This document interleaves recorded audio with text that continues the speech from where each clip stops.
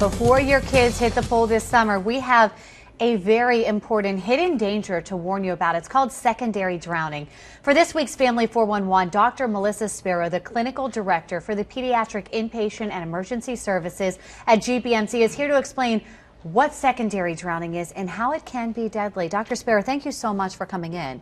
Secondary drowning, a lot of people have not heard this. Dry drowning is another term it's been called. What is it? So I'm just going to go back to plain old drowning to start, to set the foundation for what all these other terms mean. Certainly. So drowning is asphyxiation or the end of respiration secondary to water entering into the lungs.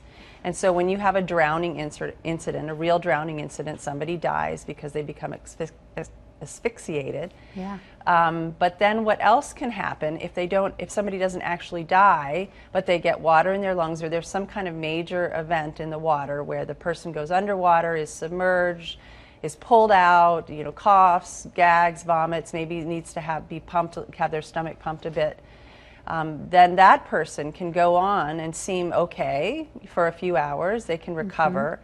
But the water that went into the lungs beforehand can then incite a couple of different processes. One of them is an inflammatory process that can lead to significant edema or swelling, water in the lungs. How long does that take? That can take anywhere from it can happen between 2 and 12 hours. Okay. So you really need to watch your children if they have a significant event in the pool. Okay. The other thing that can happen after such a near event is development of aspiration pneumonia, and that can also happen over the next 2 to 12 hours, where you start to actually get fluid into one part of the lung, and then that can become secondarily infected. So basically, having foreign matter in the lung, water, be it salt water or lake water, pool water, can incite a whole number of reactions. Let me ask you this. After that 12-hour mark, are you safe? Are you okay if you haven't had any serious injury? If the child is fine after that mark, yes. Okay. And how common is this? If you have a near drowning incident, how common is it to go on and have secondary drowning?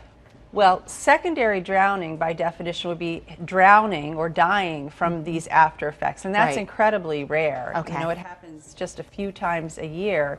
Given the number of people who have near drowning events and recover, it's very, very, very rare. It's something to keep in mind and be aware of. Well, what's really to keep in mind is to watch for symptoms of any kind of a problem after this near drowning incident, and then if there are symptoms of a problem, then get medical attention.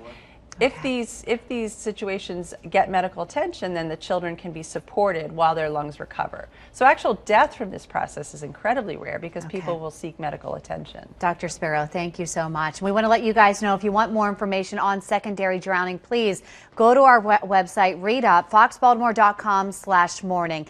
And if you have an idea for our next Family 411 segment, send me an email.